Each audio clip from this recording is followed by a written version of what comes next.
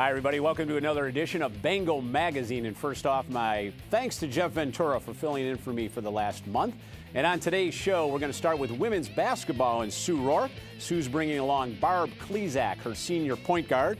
And then men's basketball takes over. Men's basketball at 18-5. Coach Fajri Ansari joins us. And then we've got a great feature with Renee Carlinio and our roving reporter, Alexa Myers. Alexa's going to talk about the 4 components to proper strength conditioning. Does that make sense to you? We're going to find out in that feature. So we're going to take a quick break, and when we come back, women's basketball.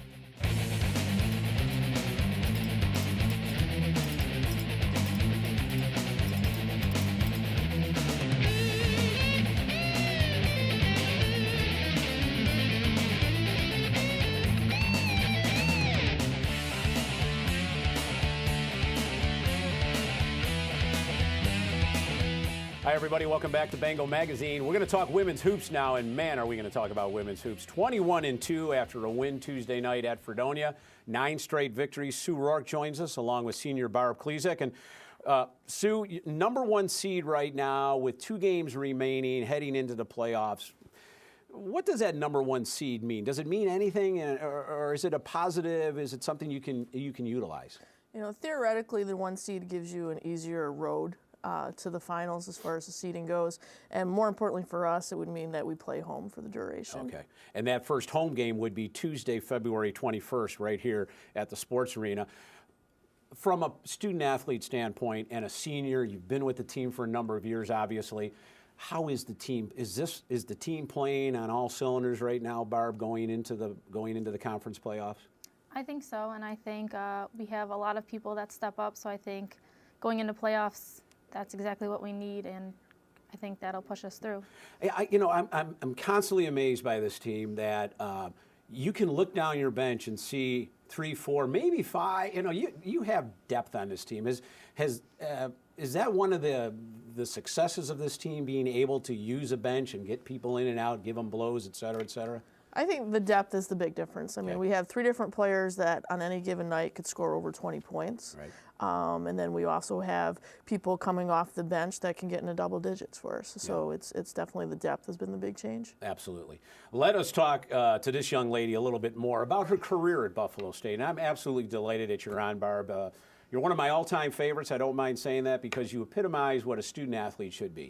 You're a terrific student-athlete, and you're a terrific student. And I think you get that, and it's fun to talk to you and have you on and really showcase your accomplishments. You came here a number of years ago from Lancaster High. You are now leaving as one of the most celebrated 2 sports stars in Buffalo State history. Do you ever kind of walk across campus and go, wow, I can't believe what I've done? Or is it like, did you think this would happen? It's not that I say like, wow, I can't believe, what's happened. I just can't believe, that I've given an opportunity to play 2 sports. Right. And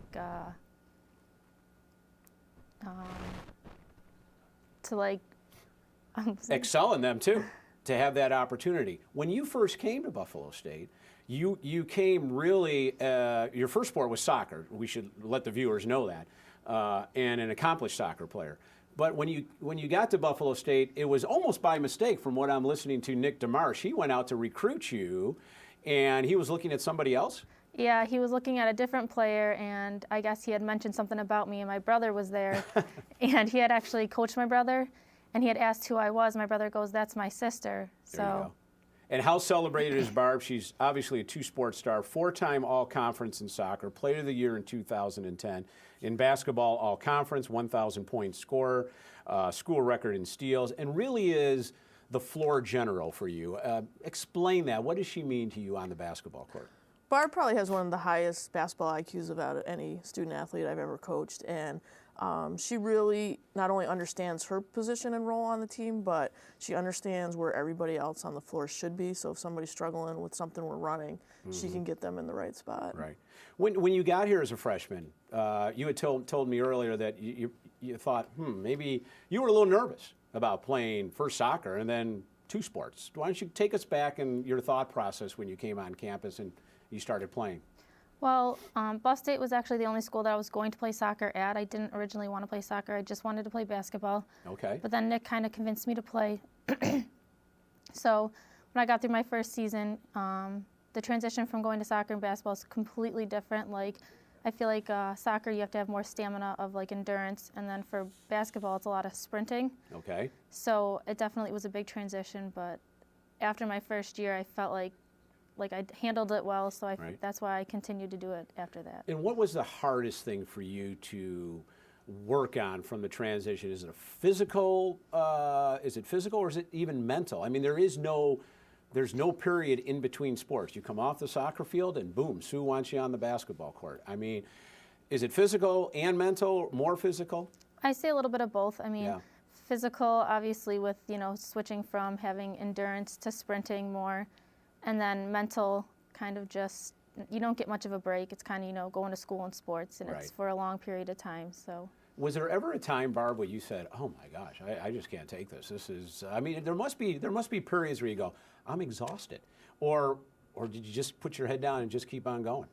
Kind of just put my head down and keep on going. Yeah. I mean, I just took it one day at a time and kept going, with what I had to. And how did this thing called time management? How do you manage your time when, I mean, viewers should know that you have a 3.4 GPA in electrical engineering. How does that all work into your day? It's definitely something you have to take one day at a time, in my opinion, and just know what you have to do the next day and then continue to do that. I mean, definitely time management is one thing, but I think playing two sports helped me keep a better GPA because you have to study, with soccer we had study periods of time when we're on trips, and you have to have your homework done and you have to keep a certain GPA in order to play sports. So I definitely think that helped me. It's very interesting. As a parent, I tell my 15-year-old that, you're just sitting around, you got a lot of time, but when you don't have a lot of time, you have to manage that time properly, and I think that's probably what you're saying right now. Yeah. You also told me that soccer was your sport, and then, or basketball was your sport. Yes. And then it kind of switched a little bit when you got to Buffalo State. Do you still feel that way? What happened in the 4 or 5 years that you were here? Well, it's not that I just feel like I understand the game of basketball better than Okay. I feel like I understand the game of soccer. But I guess I wouldn't say that soccer became my sport, Right. but I don't know. It definitely surprised me how well I did in soccer compared Right. to basketball. So. Because you were playing AAU basketball, correct? So Yes. you were pretty good at basketball to get to that level, and then soccer basically took over too. Back to the season now. 2 games left on the road, Oswego, Cortland. This is full steam ahead, get the number 1 seed type philosophy, no rest, not giving anybody any rest, not doing anything, but let's get these wins. Correct. It's really funny this year. Every time we win a game, we start immediately focusing on the next one, and it's Right. almost like you can't enjoy it because you still have work in front of you. Right. How difficult are these last 2 games as a coach to keep their minds, the playoffs are coming and everyone's talking. Tom's talking about the playoffs. Everyone's talking. Is it difficult for a coach to keep their heads in this weekend? It is, especially being on the road. Oswego, you have a tendency to have some crazy fans once in a while. Yeah. That can be pretty vocal. And then when we head to Cortland, it'll be their senior night, and they've got a lot of seniors on that team that I'm sure don't want to lose their last game. Right, So right. it's going to take the best of us to get it done. Right. Last question for both of you. As we move into the tournament, the key elements that you feel have to continue. Obviously, you have the key element. What are the major elements that need to continue for you to make a nice run in the tournament? Yeah, I think our post play has been a big difference for us this year. We've been scoring a lot of points in the paint, and then our transition, Okay. getting up and down the floor and running against teams. But probably, the thing that we've been concentrating all year on is our defense and making sure that, we're keeping opponents under a certain amount for points and really keying on defense and rebounding. Okay. Last question for you. The tournament comes up. You're ending your career. Thoughts as you move into the last month? We hope it's a long run, but thoughts as you move into these last 2 games and then the conference tournament? I guess just to keep playing as a team and keep picking each other up, because like Coach said, if one person's having a bad game, someone seems to be able to pick it up. So Right. I think, having that, we just have to keep doing that and keep supporting each other as a team, and I think we'll make a big run. Fantastic. Barb, congratulations on a great career. Thanks very much for being here. Once again, the tournament playoff game is February 21st here at the Sports Arena. Probably a 6 o'clock start. We'll let you know that in a little bit. But again, thanks for coming on to the show. We're going to take a quick break, and we come back. Men's basketball and Fajri Ansari. Stay with us.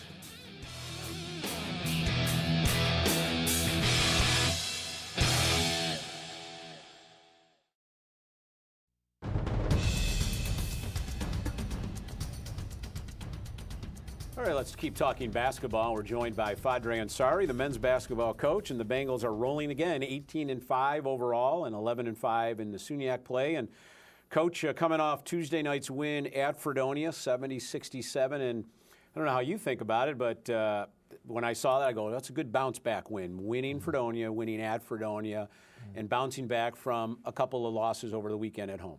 Yes. Well, we looked on the calendar. We know this was going to be a tough week. We end the season, the last 3 games on the road, and Fredonia is always a tough place to play. Dug an early hole, and I mean, the guy picked up 2 fouls with just a little over 2 minutes in the beginning of the game. Okay. And we were fortunate to hold on to play most of the first half. Well, pretty much we did play the whole first half without him. Okay. And I think we were going in halftime down by 1. So right. we were able to save some time. Some coaches, when we get 2 fouls, you just bench them first half. Sure. But I will throw them back in there if I feel we need. But we were fortunate with that, so the players stepped up. So you're down 1, and then you're down 10 about 5 or 6 minutes into it. So what happened that reversed the fortunes there? Well, I try to put the season in perspective. You know, we put a lot of time, you know, technically going, you know, with preseason, it goes to the end of the summer, you know, then you go all through fall, and so we put a lot of time, and it comes down to this. Okay. You know, and this is going to show where we're at. You know, I think we're more than capable. We're not playing up to our capabilities, and let's just grind it out. No matter how it comes out, we got to get this win.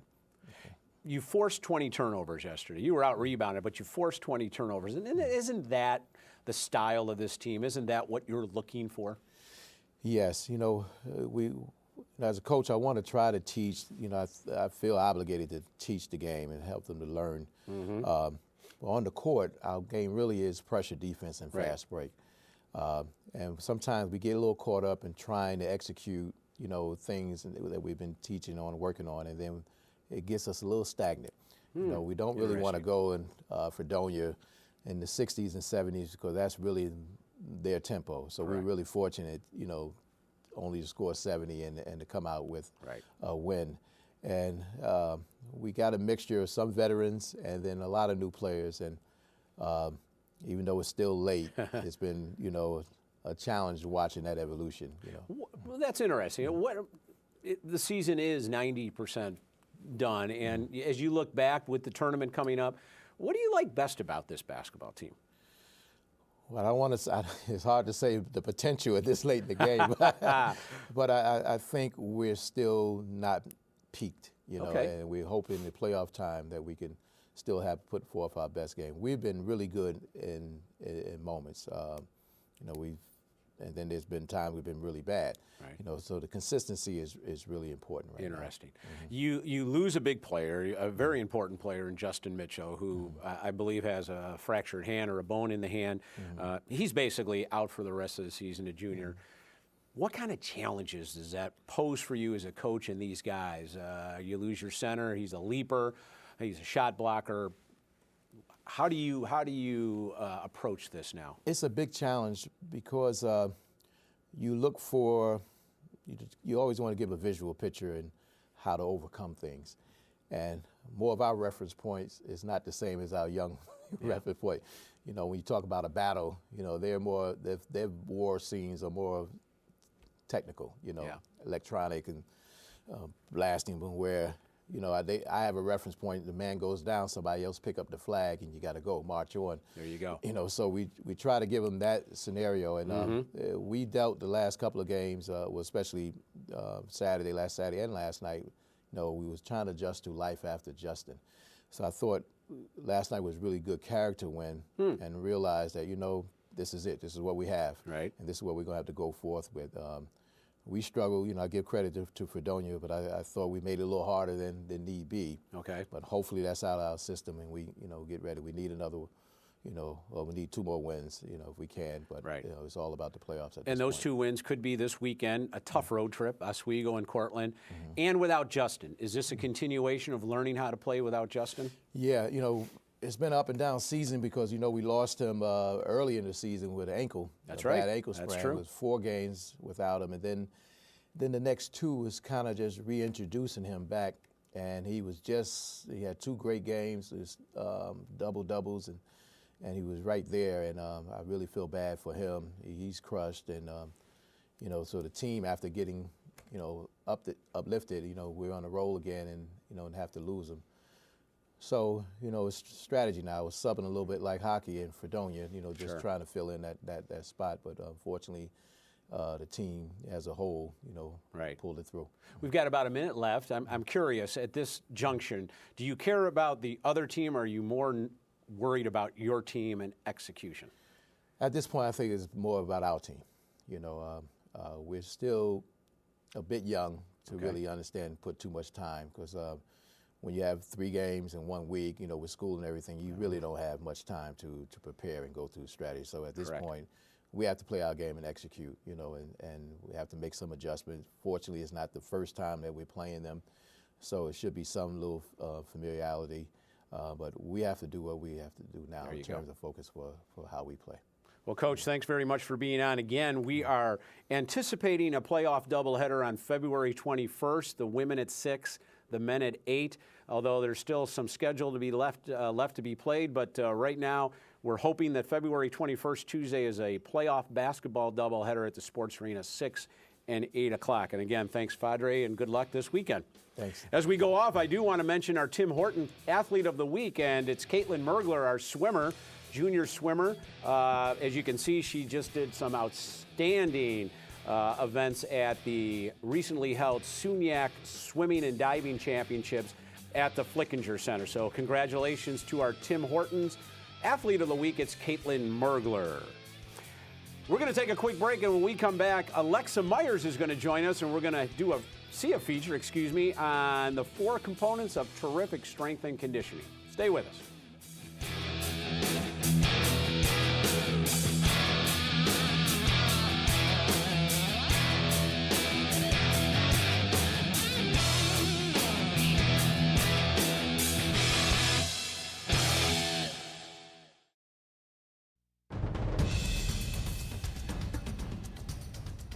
Well, we're joined by Alexa Myers, our senior reporter, who's going to graduate in May, and I'm going to miss you, Alexa, but you have a great feature for us. I know you went and talked to our strength and conditioning coach, Renee Carlinio, so what are the viewers going to see here?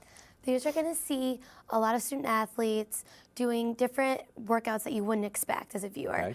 Band workouts, tire flipping, different jumps in the weight room. It's really interesting to see how different strength and conditioning is now compared to what it used to be. Tire flipping, so we're talking about like a bicycle tire, I just flip it over. No, actually like a large truck tire, you were just getting down and flipping it, and it's really great to watch. Yes, like a large Mack truck tire, I understand. And we're going to see something called the 4 components of proper strength and conditioning? Yes, and it's kind of confusing at first, right, but Renee really gets you to want to go work out and motivates you when she talks about it. Here's my exercise for the day right here. Bo Bugs Bunny. We're going to take a look at this fantastic feature from Alexa Myers. Here at Buffalo State, being an athlete is a lot more than it used to be. Our strength and conditioning program, run by Renee Carlinio, is helping the Bengal athletes do better than ever. Our strength and conditioning program is fairly diverse. We've got 19 different teams that all require a little bit different type of facility, or different, not complete different direction, but different attentions paid to them. We've done a renovation over the past couple of years with the equipment in the weight room. We've tried to add some different equipment to use out on the fields as far as sleds and tires, additional band work. We've added a spinning studio. So really what we can do is address the needs of our individual teams and individual athletes. Our biggest goals in the change of equipment is to try to better accommodate the needs of our teams. Also from a safety standpoint and from just a progressive standpoint, the stuff that we used to have wasn't really getting the job done. So being able to upgrade, being able to provide the right stuff. One of our biggest, highest usage teams is our football program, and being able to accommodate 100 different young men in there at any given time is a pretty big task, especially since we're working with a fairly small area. When I was a freshman, everything was older, it was all beat up, which is nice. I like the old school atmosphere, but there was times when you couldn't find the weights you need and everything. And now we got brand new equipment, fresh paint, everything looks clean, brand new weights, and you never have any trouble finding what you need. You've talked about how the program has 4 main components. Can you talk about those a little more in depth for us? Really, when you look at a well-rounded program, you obviously have to focus on strength and building strong muscles, strong bodies, strong joints, being able to develop power and explosiveness. You also have to look at agility, quickness, and speed, so being able to change direction, footwork, all the components that go into actual athletic performance. You have to look a little bit at flexibility and injury prevention. So we do things prehabilitation to try to prevent injuries. You know, if you look at a sport like soccer, you look at a lot of ankle injuries, lower body stuff from the cutting and turning with their feet. If you look at impact sports like football and hockey, you have to make sure that their shoulders, that their knees, that their legs can actually take a hit or take impact. If you look at other sports like cross country or distance swimming, shoulders, repetitive sorts of non-acute chronic injuries need to be taken care of in a strength and conditioning program. You obviously have to take care of the conditioning piece, so making sure that they're in the right cardiovascular shape or they're able to endure an entire competition. They're able to endure longer than their opponents are. And then finally, from a rehab perspective, we really pick up where the trainers leave off. So once someone has finished the athletic training rehabilitation process, they have to get back to game speed or actual competition speed. And that's where a strength program should take over. Each athlete has their own unique way of using the program in their off-season. Some methods can be pretty unconventional. Well, these non-traditional things we've been doing, especially in the spring, include band workouts, different band workouts, speed, explosion. We were also doing tire flips and pushing prowlers. And tire flips are pretty interesting. It's like a deadlift. You get in a squat position and just flip the tires continuously. We would get real competitive with them and race our teammates. I try to do some lifting, but I do light lifting so that it doesn't strain my back, but I still get strength. I also use band workouts to quicken my speed. Buffalo State has a pretty unique student-athlete population. How do you better accommodate those students? Yeah, we have a fairly non-traditional student population across our student population at Buffalo State, and a lot of them also participate in our athletic programs. So we have students that work full-time, we have student athletes that have families to take care of, that work multiple part-time jobs. So being able to try to keep our facilities open extra hours and be flexible in the times that we offer programming or have someone there to allow them to use the facilities has been a big goal over the last few years.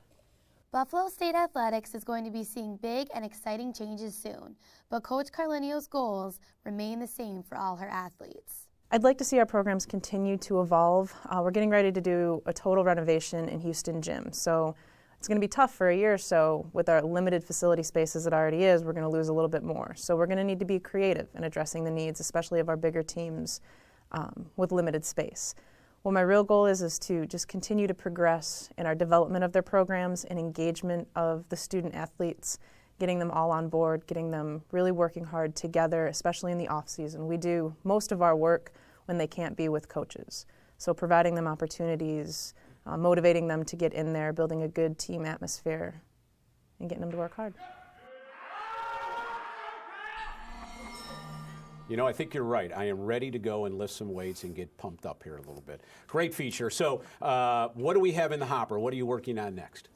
Next, we're doing a feature story on 2 senior lacrosse players, Kendall Clarkson and Karen Shattuck. They're both from Corning, New York, and they have done incredible things their past 4 years here. Yeah, we call I call Karen the sharpshooter. She's just a scoring phenom, and there's that Corning connection there with Renee and Coach Stevens too. So I'm looking forward to that. Thanks very much, Alexa. We are going to sign off right now, but before we do, I want to remind everybody of our annual golf tournament. I know there's a little snow on the ground, but on July 9th, we'll all be at Briarwood Country Club for the Bengal Club Golf Classic. It benefits the 400 student athletes here at Buffalo State. And if you are interested in playing, call me at 878-6514. That's 878-6514. Or go to our website at buffalostateathletics.com. Click on the icon and register right there. Thanks, everybody, for viewing in. We'll see you again in 2 weeks for more Bengal Magazine.